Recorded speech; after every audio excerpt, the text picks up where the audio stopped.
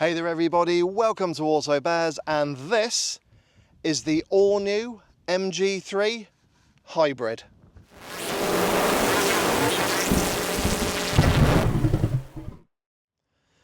Now, in these difficult financial times with the cost of living going up, it does give us a glimmer of hope when we do come across something that offers true value for money.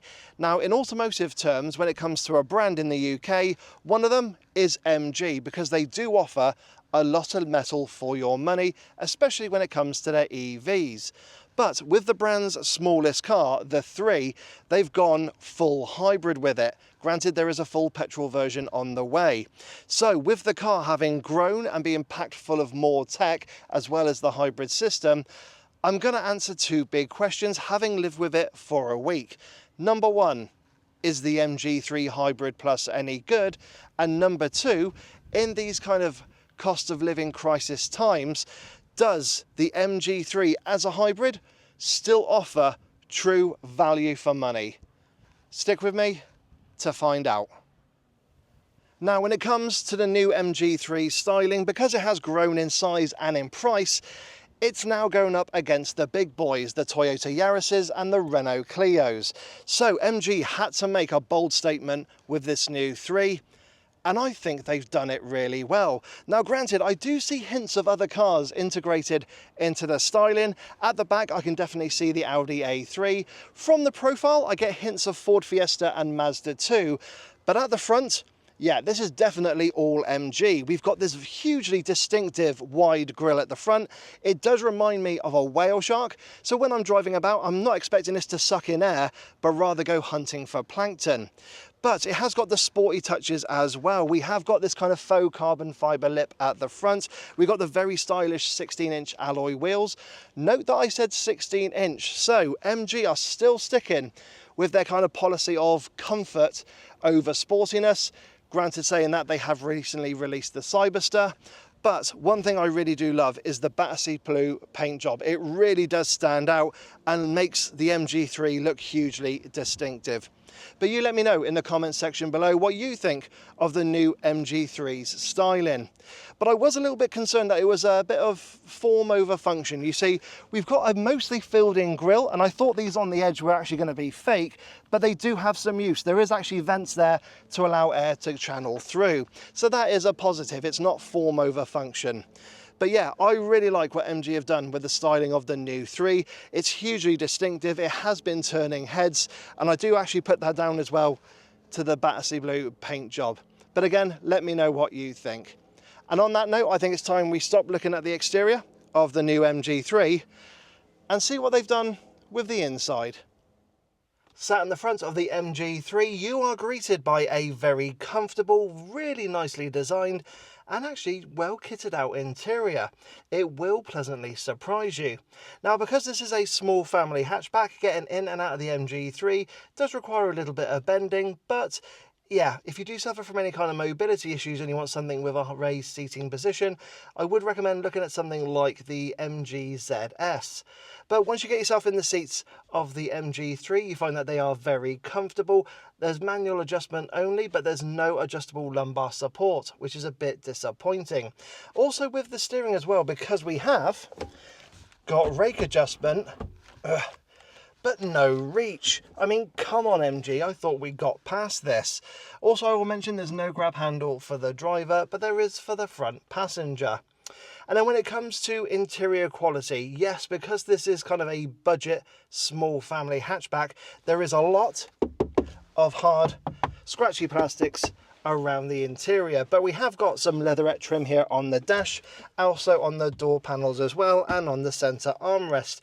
I even like the contrasting orangey or copper stitching on there as well. And we've got this little tartan effect trim here just above it, which is very reminiscent of the previous generation MG3.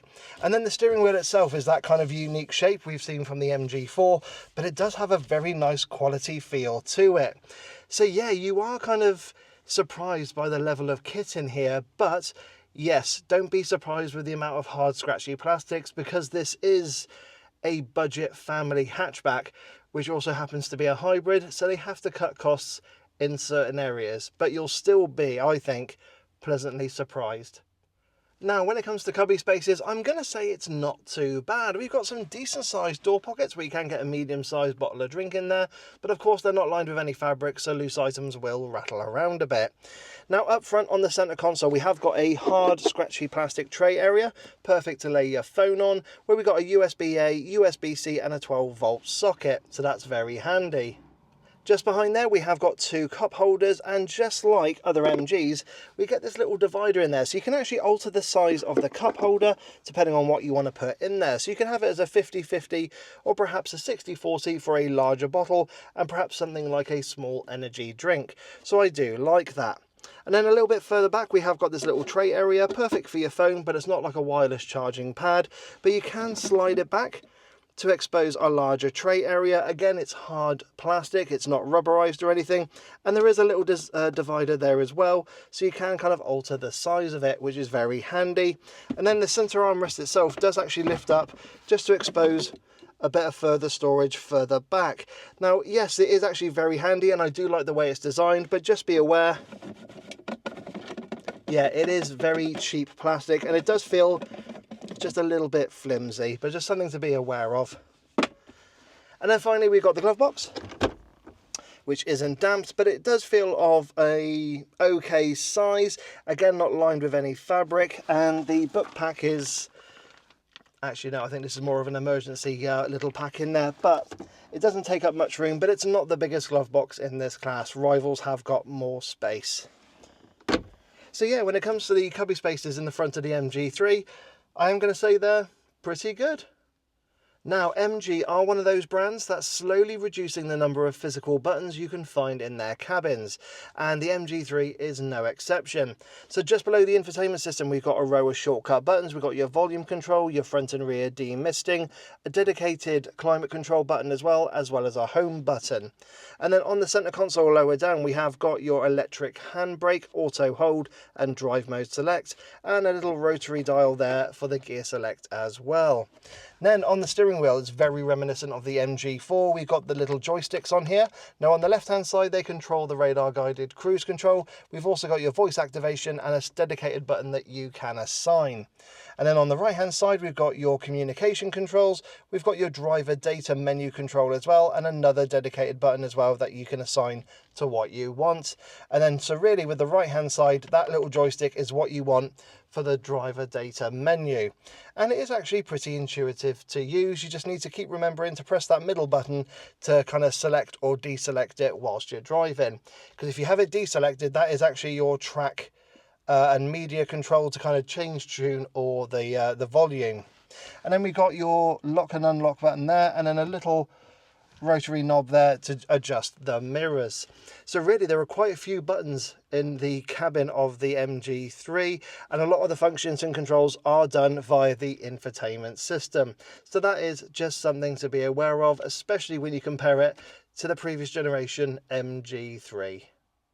And then finally we got the infotainment system and the digital dashboard display. Now the infotainment system is a 10.25 inch display.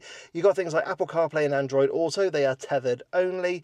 And the actual system itself, which you probably would have experienced on the MG4, is pretty good. It is relatively responsive. The icons aren't too small, however they can be a bit fiddly to operate when on the move. Just like a certain Japanese brand, we've got this little shelf here at the bottom, which is perfect to rest your fingers on and kind of go through the various menus. And I would say it's, yeah, a pretty decent system. The sat-nav itself is actually pretty good when integrated, and yeah, really, you'll have no major issues. Most people will just use Android Auto and Apple CarPlay. Like I said, it is tethered only, and it is still pretty responsive. The only thing I have found is when you have to kind of get into the menus, it can be a little bit laggy, but once you've gone into them, it is actually pretty easy to navigate through, and then it seems to be quite responsive. It's quite a unique thing to come across, so I'd recommend to just kind of get everything that you want set up before you make your move. And then finally we got the digital dashboard display. Now this is a 7-inch display, and it's actually a very nice and pleasant system to use. It's very clear and easy to read. At times you can get bombarded with information, but the more you start driving it and you kind of feel comfortable with what you want on display, it's absolutely fine. And now it is broken up into kind of 3 sections. On the left hand side is your radar guided cruise control section. The middle is all your information, your speed, your range, or the amount of fuel you've got, and any kind of systems that you've got turned on. And on the right hand side is the driver data menu, and that's when you operate the little joystick on the right hand side to go through the various menus that are presented. And it is actually pretty intuitive. The animations, I will say, are not the cleanest. They are a little bit kind of jerky as you go through them, but that's just a minor niggle. Like I said, you'll pick what you want to have on display and you'll just leave it be. So yeah, when it comes to the front of the MG3, it is a really lovely place to be. I do like the design. I do like the fact that we've got this kind of kilt design here on the dashboard, which harks back to the previous generation MG3 and MG before that. But yeah, it's just a lovely design. It is very comfortable. We just need some reach adjustment to the steering wheel and just improve some of the quality of the plastics. But on that note, I think it's time that we leave the front of the MG3 and see what it's like for rear passengers. Sat in the back of the MG3, I'm going to say it's not too bad back here. Now that driver's seat is set to my driving position. I'm 5'7" tall and 5'7" wide, and as you can see, I've got a nice bit of knee room, but I can't tuck my feet underneath the seat because there seems to be like a ledge there to stop my feet from kind of going forward. So that's a little bit annoying. Headroom is okay, but if I lean back, it is actually rubbing against the roof lining. So those who are 6 foot tall might feel quite cramped in here. So I definitely recommend the MG3 being for 2 adults in the back, 3 kids at a push, because there's hardly any transmission tunnel to navigate over. And this middle seat is raised a little bit. Now, speaking of kids, we have got ISOFIX supports on the outer seats, and what I like is there's actually a Velcro cover to expose the ISOFIX bars. So that should make it pretty easy to affix a child seat for you. And then when it comes to cubby spaces, I'm going to say it's, yeah, just okay. We've got some relatively decent sized door pockets. You could get a small, possibly medium sized bottle of drink in there. We've got your aeroplane style pockets on the backs of the front seats. We don't have a center armrest to pull down with additional cup holders, but we have got a little space there to put your phone if you want to charge it up, because we have got a USB-A charging input there just below these little vents. And then finally, when it comes to the windows, they are of a really nice size. As you can see, they are tinted on this trophy spec, and they do open all the way down as well. So that was a pleasant surprise. But yeah, when it comes to kind of being in the back of the MG3, don't expect too much at this price, but I should be fine for, say, a medium length journey with another adult sat next to me. But yeah, on that note, I think it's time we leave the rear seats and see what the boot is like on the MG3. Opening the boot of the MG3 presents you with 293 litres of space, which in this segment doesn't sound very competitive, especially when it's compared to the likes of the Skoda Fabia. But when you compare it to other full hybrids in this segment, like the Toyota Yaris and the new hybrid Renault Clio, it's kind of smack bang in the middle. It's a little bit more than the Yaris, but a little bit less than the Clio. But when you've got the boot open, you are greeted with a nice square load area. Granted, there is quite a dip behind the boot lip to navigate over, so if you have got any large, heavy, bulky items, that's just something to be aware of. You could get a couple of carry-on cases in there, but you'd struggle to get a large suitcase. But you should be okay with a few weekend bags.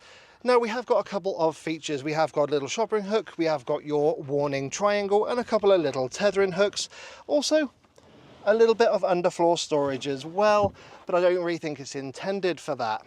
Unfortunately, you can't put the parcel shelf underneath the boot floor, and if you want to get the seats down, it's actually one whole bench. It's not a 60-40 split.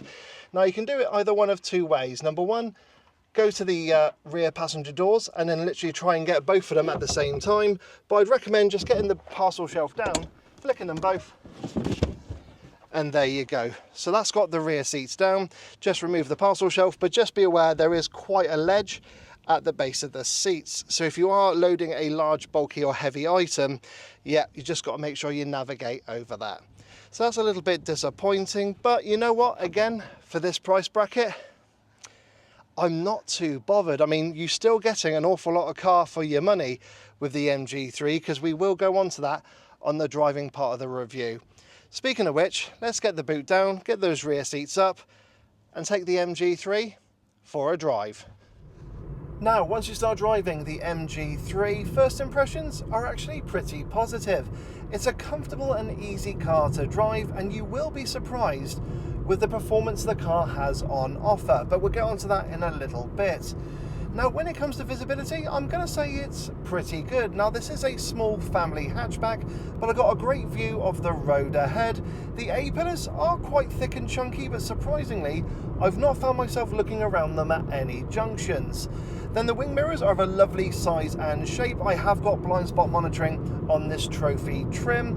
And then if I look over my shoulder, I do find that the C-pillar is quite thick, but I've got that blind spot monitoring to help me out. And then finally, rear visibility, I'm going to say is okay. It's not the largest of rear screens, but the two outer rear headrests do obstruct a big chunk of your rear view. So that's just something to be aware of. I will also mention that the front of the MG3 does dip away and go quite low, so it can make kind of driving into a parking space a little bit difficult, especially if you haven't got the 360 cameras that are on the trophy trim. So you just have to kind of judge where the nose is. But yeah, once you start driving the MG3, first impressions are very positive. It's nice and comfortable and easy to drive.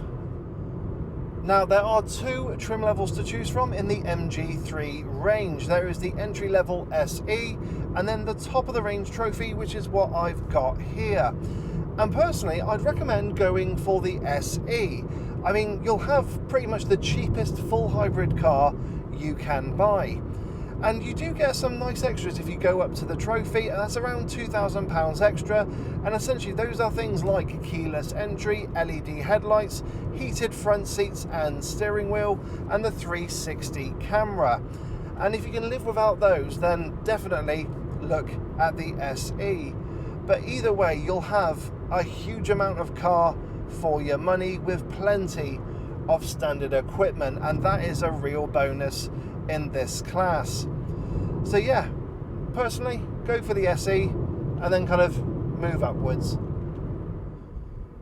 Now, when it comes to powering the MG3 Hybrid, what we have up front is a 1.5 litre 4-cylinder petrol engine, and that's mated to a 1.83 kilowatt-hour battery and electric motor. Now, from the engine we get 101 brake horsepower, and from the electric motor around 107. But when combined, the total output is 192 brake horsepower, which means that this small frugal family hatchback will reach 62 miles an hour in just 8 seconds. And that does annihilate a lot of its rivals when it comes to performance. And all that power goes through to the front wheels via a 3-speed automatic gearbox, which is quite unusual. Now, of course, this being a hybrid, one of the big figures you're after is economy. So, MG claimed that on a combined WLTP cycle, I should be able to get around 64.2 miles per gallon. And I do believe them, because without trying, I can easily get into the 50s. And that's a nice combination of town driving, urban driving, with a few A roads and B roads thrown in. And that's also having it in normal mode, not even eco mode. But then when I have tried and put a little bit of effort in, I have gotten into the 60s. Actually driving around now on this kind of filming part of the review, I'm actually getting 61.4 miles per gallon. And I am really impressed by that. However, it's not all good news, because at low speed, it gets a little bit sluggish when it's kind of changing gears or going from, say, full hybrid to electric, or vice versa. So it's not the smoothest when it kind of transitions through, and it does feel a lot like a CVT. Now, I'll demonstrate that nice and easy by simply putting my foot down.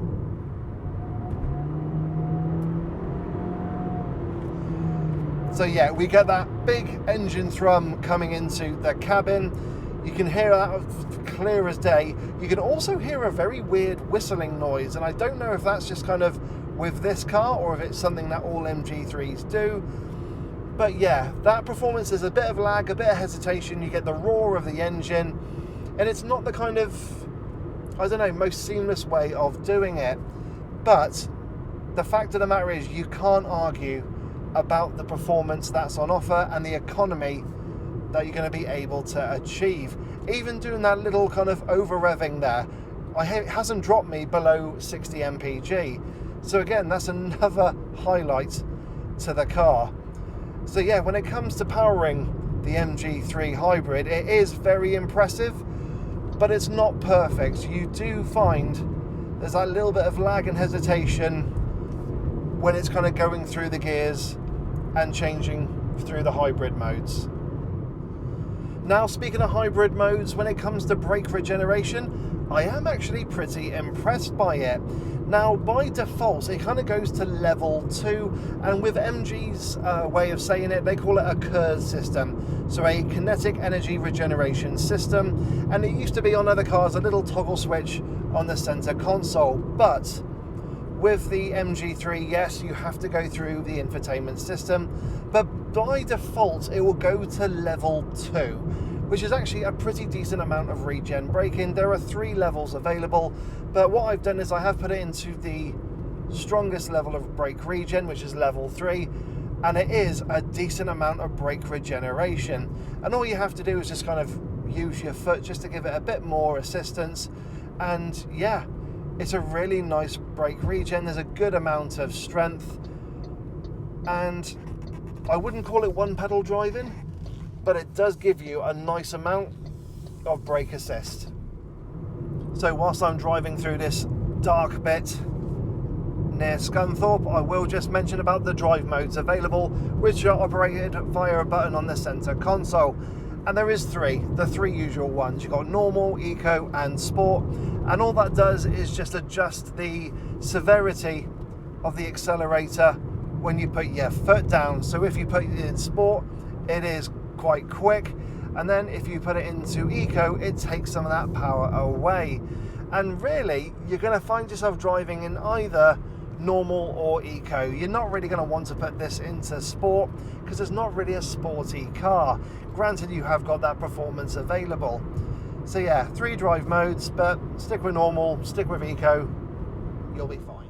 Now, when it comes to ride and refinement, I'm going to say it's okay to pretty good. Now, the ride, I was expecting it to be quite firm and crashy, but I was pleasantly surprised. Now, at low speed, it can be a little bit fidgety, and if you go over a pothole or a manhole cover that's quite deep, you will get a boom and a jolt coming into the cabin. So that's just something to be aware of there. But the one thing I've liked about it is actually when you kind of speed up, it does settle down and become more composed. And as a result, it's quite a nice kind of A-road cruiser driving along at, say, 60 mile an hour. Now, granted, yes, you are going to feel some of those imperfections still coming into the cabin. It's not a proper magic carpet ride, but it is nice and pleasant, and it should make motorway driving quite relaxing.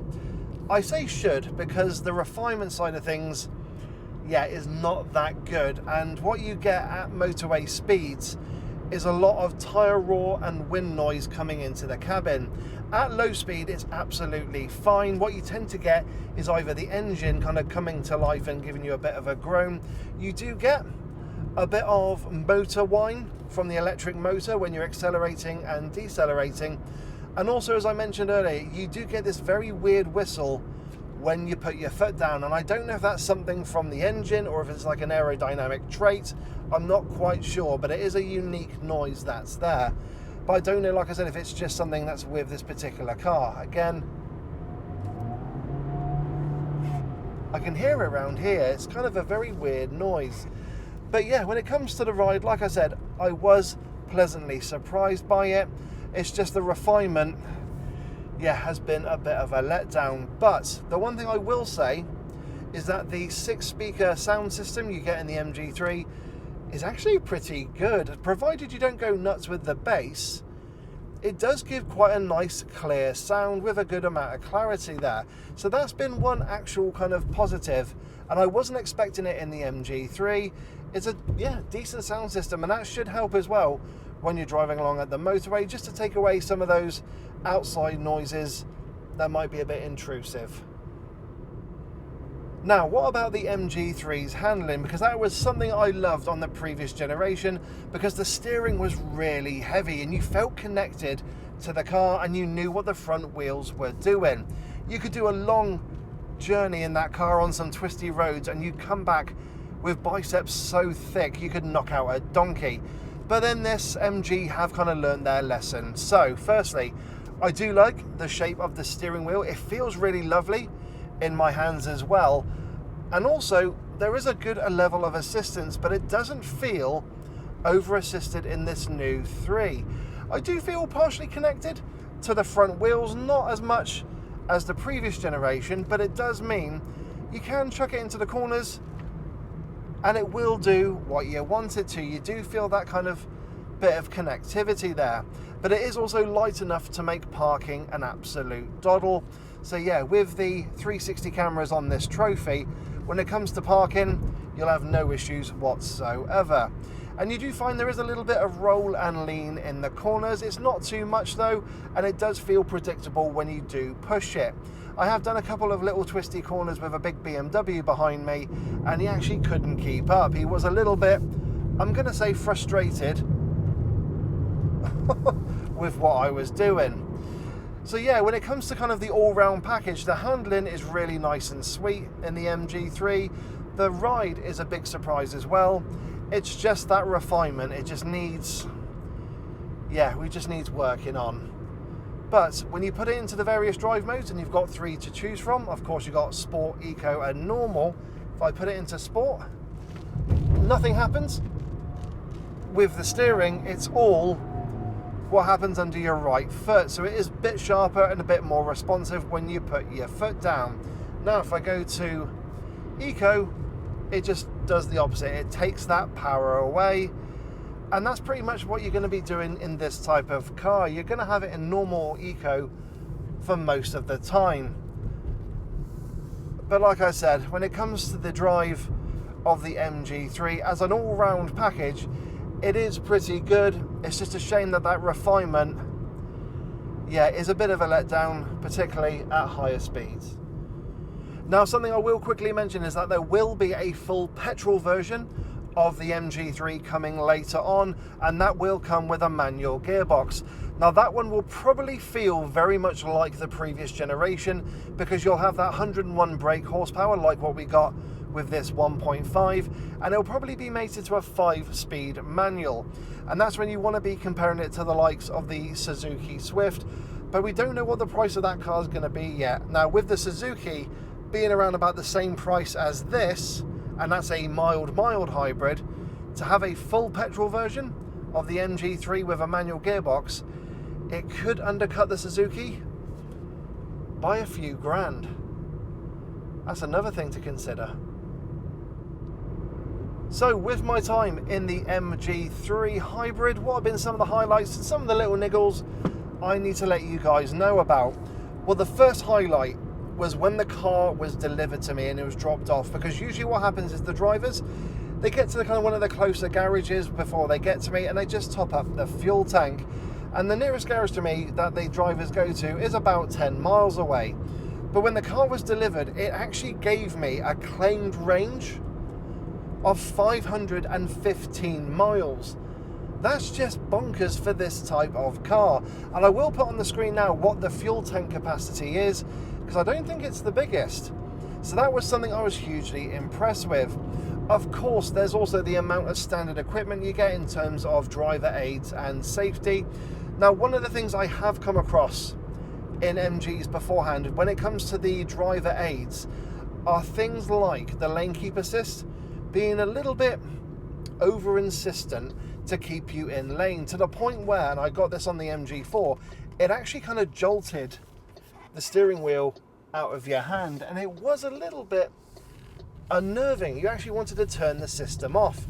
However, in the MG3, it looks as though MG have actually got that balance spot on, because yes, I can feel the lane keep assist working, but it's not half as intrusive as it was on the MG4. So I'm really impressed by that. However, it's not all perfect, because sometimes I have found that if I'm changing lanes on a dual carriageway and I indicate to change lanes, that should disable the lane keep assist and the lane departure warning, but on a few occasions it hasn't. In fact, as I change lanes, it starts beeping and shouting at me. So that's just something to be aware of there.